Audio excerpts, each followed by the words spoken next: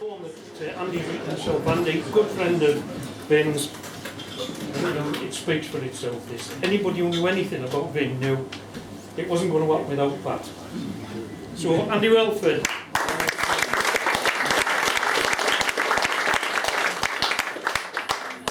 Well, I'm really pleased to be here again to be part of this event, and you know, great credit due to Tony and others for bringing it all together to keep Vin's legacy alive. Not that I think it's in any danger of dying, by the way.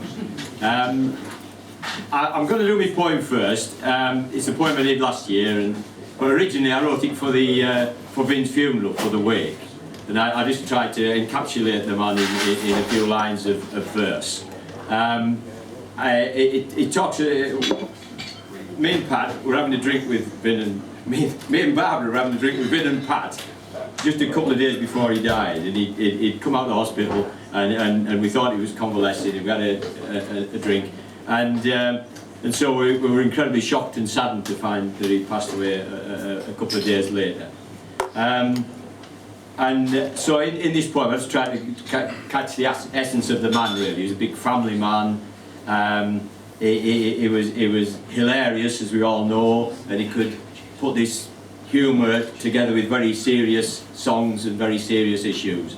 So that was a marvellous gift that he had. But the other thing, he was a lover of nature and the environment, as has already been mentioned, and he was very knowledgeable about all the birds and the trees and the wildlife and the plants and that. So most impressive that was, and he certainly put me to shame. And I'm a farmer, but I know very little about that sort of thing. So I was very impressed by that. So this is a poem I did for his funeral, and see what you make of it.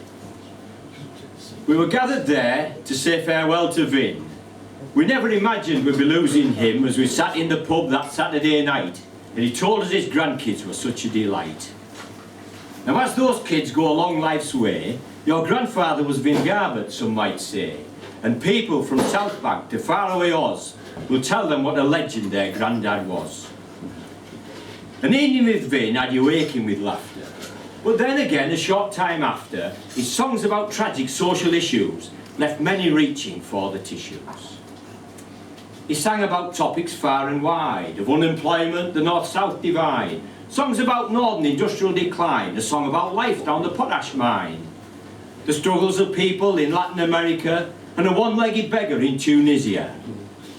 He sang of Bishop Romero's assassination and the trials and troubles of the Irish nation, an army deserter in the First World War, the genocide in East Timor, the gas attack in Iraq, the asylum seeker who can't go back. He sang of the rights of the child yet unborn, views which led some to react with scorn.